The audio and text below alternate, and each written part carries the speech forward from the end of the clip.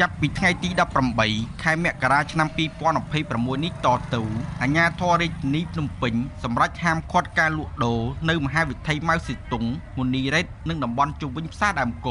ការសម្រេចនេះគឺដើម្បីលើកកម្ពស់សោភ័ណភាពហេដ្ឋារចនាសម្ព័ន្ធនិងសណ្ដាប់ធ្នាប់សាធារណៈសាលារាជធានីភ្នំពេញណែនាំឲ្យអាជីវករលក់ដូរជុំវិញផ្សារដើមកចាស់ត្រូវទៅលក់នៅផ្សារដើមកថ្មីស្ថិតនៅតាមបណ្ដោយមហាវិថីឈ្នះក្នុងសង្កាត់គុករកាខណ្ឌព្រែកភ្នៅរាជធានីភ្នំពេញ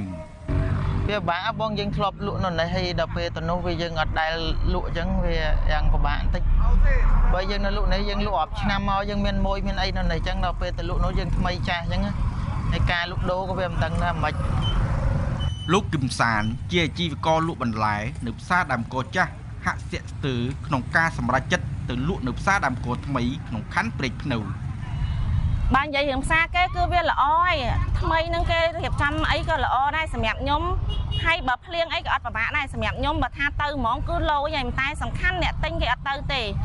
អើយតាមពិតអាព័ត៌មានហ្នឹងមិនមែនខ្ញុំទៅបានម្ដងហ្នឹងទេខ្ញុំបានមកច្រើនដងខ្លាំងណាប៉ុន្តែពេលដែលបានមកគឺខ្ញុំព្យាយាមប្រាប់អ្នកទិញហ្នឹងថាទៅអញ្ចេះតែអ្នកទិញក៏ប្រាប់វិញថាអត់ទេអូនឆ្ងាយណាស់បងទៅអត់ដល់ទេអូនទៅលក់ត្រឹមនេះទៅហើយយើងដាក់ម៉ូយធម្មតាអញ្ចឹងទៅគឺសម្រាប់ខ្ញុំទៅណាក៏បានដែរប៉ុន្តែអ្នកទិញគេអត់ទៅអញ្ចឹងខ្ញុំមានតែតាមម៉ូយឯងទោះបើឮថាផ្សារដើមកថ្មីធំទូលាយនឹងរៀបចំសណ្ដាប់ធ្នាប់បានល្អប៉ុន្តែអ្នកស្រីប្រាក់សុភាសម្រាប់ចិត្តមិនទៅលក់នៅទីនោះទេអ្នកស្រីសុភានឹងស្វែងរកទីតាំងថ្មីតម្រូវចិត្តអ្នកទិញបន្លែជាជាងទីតាំងទូលាយហើយគ្មានអ្នកទិញបន្លែហើយប្រជុំជនយើងអាចលក់រាយលក់អីបានបងទៅខាងកប់ស្រូវហ្នឹងគឺប្រជាជនយើងអត់ទាន់មានច្រើនមានលក់រាយអីប៉េះប៉ះអីទេអញ្ចឹងយើងលក់រាយក៏បាក់ដែរសម្រាប់បងមើលភ្ញៀវទៅដល់ព្រោះវាឆ្ងាយពេកឆ្ងាយអូន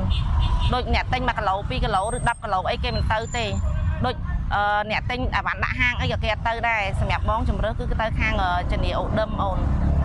ចាងាកទៅលោកវណ្ណៈឯនោះវិញគឺលោកទទួលបន្លែពីអ្នកស្រុកស្អាងខេត្តកណ្ដាលដើម្បីចែកចាយនៅផ្សារដើមកចាស់លោកវណ្ណៈថាផ្សារដើមកថ្មីគឺស្ថិតនៅឆ្ងាយមានការលំបាកខ្លាំងសម្រាប់អ្នកផ្គត់ផ្គង់បន្លែផ្សាររង្វង់មូលគួរស្រូវជាជម្រើសថ្មីសម្រាប់លោកវណ្ណៈក្នុងអាជីពជាអ្នកចែកចាយបន្លែយើងទិញហ្នឹងម្នាក់មកថងប្រើមួយថ្ងៃពីរថ្ងៃអស់ហើយឥឡូវគឺស្ងាត់មួយមកថាពីរថាស្ងាត់ឥឡូវស្ងាត់លក់អត់ដាច់ហ្នឹងហើយឥឡូវវា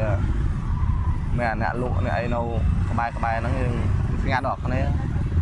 ហើយមកទៅឆ្ងាយទៀតចប់rồiមានលុយអ្នកបងអង្គការឥឡូវ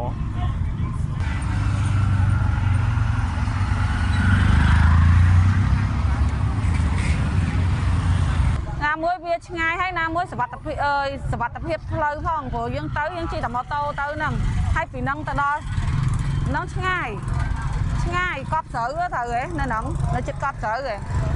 ចាឆ្ងាយហើយពីផ្ទះខ្ញុំទៅហ្មងខ្ញុំមកដល់ផ្ទះវិញនឹងម៉ោងប្រហែលហើយអាវ៉ាន់នេះខ្ញុំត្រូវធ្វើឥឡូវខ្ញុំត្រូវបេះខ្ញុំត្រូវលាងត្រូវទុកផឹកឡើងខ្ញុំហាន់ខ្ញុំអីហើយហ្មងខ្ញុំមកដល់ផ្ទះហ្មងខ្ញុំបេះខ្ញុំអីវាយូរខ្ញុំចំណាយពេលយូរខ្ញុំពេលខ្លះខ្ញុំមកដល់ម៉ោង1ម៉ោង2ខ្ញុំបានធ្វើសម្រាប់មកវិញណាហើយបើអានេះទៅជាយ៉ាងច្រើន5-10នាទីដល់ផ្ទះបាត់ហើយហើយបើខ្ញុំទៅខ្ញុំអត់ទៅទេអ្នកស្រីដានីជាអ្នកលក់គ្រឿងសមុទ្រនៅម្ដុំស្តុបបូកូជារៀងរាល់យប់អ្នកស្រីដានីតែងមកទិញគ្រឿងទេសដូចជាម្ទេសក្រូចឆ្មាជីខ្ទឹមដើម្បីធ្វើម្ហូបលក់ប្រចាំថ្ងៃអ្នកស្រីដានីប្រាប់ថាអ្នកស្រីមិនអាចធ្វើដំណើរទៅទិញគ្រឿងទេសរហូតដល់តំបន់កប់ស្រូវបានទេអ្នកស្រីនឹងទិញគ្រឿងទេសនៅផ្សារជិតផ្ទះបើទោះបីជាមានតម្លៃថ្លៃជាងផ្សារដើមកចាស់ក៏ដោយអ្នកស្រីនឹងដំឡើងថ្លៃម្ហូបដើម្បីអាចរក្សាប្រាក់ចំណេញដដែលលក់5-10ឆ្នាំខ្ញុំទិញតែសាហ្នឹងតែខ្ញុំមិនដែរសាផ្សេងទេណាតែបើថាវាអត់ជំរឿខ្ញុំមានទៅសាគេផ្សេងសិនតែក៏យើងមិនដឹងថាវាតម្លៃរបៀបម៉េចតែគ្រាន់ថាជាទូទៅសាដើមកហ្នឹងគឺវាថោកជាងគេហើយតម្លៃយកចេញយកចូលវាថាវានៅហ្នឹងតែបើថាទៅសាផ្សេងគេយកពីសាហ្នឹងទៅលក់ដែរប្រកាសជាគេចំណេញបន្តទៀតហើយខ្ញុំជាអាជីវករប្រកាសជាខ្ញុំឡើងតម្លៃលើអាវ៉ាន់ដែលខ្ញុំលក់ចេញរាល់ថ្ងៃហើយអញ្ចឹងវាមានកំណើនអញ្ចឹងទៅបើថាខ្ញុំទិញនេះអស់100000ខ្ញុំទិញនោះអស់5-100000អញ្ចឹងខ្ញុំត្រូវតម្លើងលើការហូបចុកតម្លៃរបស់ខ្ញុំវាមានតែអញ្ចឹងខ្ញុំទុកមកជាប់ ជាអ្នកដើរទិញបន្លែលក់ឲ្យហាងហូបអាហារជាង10ឆ្នាំមកហើយនោះលោកគឹមហុងថាលោកពុំអាចទៅទិញបន្លែពីផ្សារដើមកោថ្មីដើម្បីចែកចាយបន្លែឲ្យអ្នកលក់ម្ហូបអាហារបានដូចមុនទេលោកសោកស្ដាយបាត់បង់មួយបន្លែក្នុងពេលដ៏ខ្លីខាងមុខនេះបាទបើវាតម្រូវចឹងហើយតែចិត្តវាអត់ចង់ទៅទេបើថាកន្លែងនេះវាមានម៉ូយើងវាច្រើននៅហ្នឹងទៅនោះវាអត់មានម៉ូទេវាច្រើនណាស់វាឆ្ងាយពីហ្នឹងហើយម៉ូវាច្រើនគេនៅឃ្លាំងក្រោយៗក្បែរហ្នឹងការផ្លាស់ប្ដូរទីតាំងអាជីវកម្មគឺប្រៀបបាននឹងការចាប់ផ្ដើមអាជីវកម្មផ្សារជាថ្មីលោកសុកកុសលសម្រាប់ចិត្តនឹងមិនទៅលក់នៅផ្សារដើមកោថ្មីនោះទេយើងលក់ចង់ឲ្យអ្នកទិញបើយើងទៅលក់ហើយអត់មានអ្នកទិញដែរទៅអង្គុយមើលមុខគ្នាហ្នឹងហើយដល់ខែបង់លុយធនាគារមានលុយណាបង់ទេមានធនាគាររឹបអស់យកផ្ទះបារម្ភខ្លាំងគឺហានិភ័យយើងរងថ្ងៃនេះបងធនាគារផងឲ្យផងហ្មងតែយើងទៅរើនៅផ្សារថ្មីទៀតដឹងម៉ួយទៅទិញឲ្យអត់បើយើងនៅណែទៅយើងលក់តិចច្រើនយើងចេះមានម៉ួយមកទិញណាបាទដូរទីតាំងគឺមិននិយាយចឹងហ្មងនិយាយស្រុកម៉ួយឡើងវិញទៅយូរម៉ាអាជីវករលក់ដូរបន្លែនៅផ្សារដើមគោមួយចំនួនសំណូមពរឲ្យអាជ្ញាធរជួយសម្របសម្រួលសណ្ដាប់ធ្នាប់ជាជាងបណ្ដេញពួកគាត់ឈប់ឲ្យលក់នៅបរិវេណជុំវិញផ្សារដើមគោអាជីវករនៅតែស្នើសុំយ៉ាងទទូចឲ្យអាជ្ញាធរមានការយោគយល់ក្នុងការរក្សាមុខរបរហើយខណ្ឌគាត់ជួយសម្រួលអាណាខាងផ្លូវហ្នឹងឲ្យធ្វើអញ្ចឹងឲ្យស្អាតអញ្ចឹងមកហើយនេះផ្លូវទលាយទៅយើងលក់លោបានហើយវាមិនមែនទើសអីទេផ្លូវនេះទលាយតាឲ្យគាត់ជួយសម្រួលចរាចរណ៍អាផ្លូវអ្នកលក់ហ្នឹងខិតឡើងលើប៉ុណ្ណឹងមកវាសមរម្យហើយវាមិនមែនទើសអីទេនិយាយទៅហងៃហ្នឹងពីមុនហ៊ានអាហ្នឹងវាទើសមែនខ្ញុំយល់ថាវាទើសមែនយើងវាហួសតែឥឡូវយើងលក់ត្រឹមនេះវាល្មមហើយវាអាចរស់បានហើយប៉ុណ្ណឹងបើជាងដេញ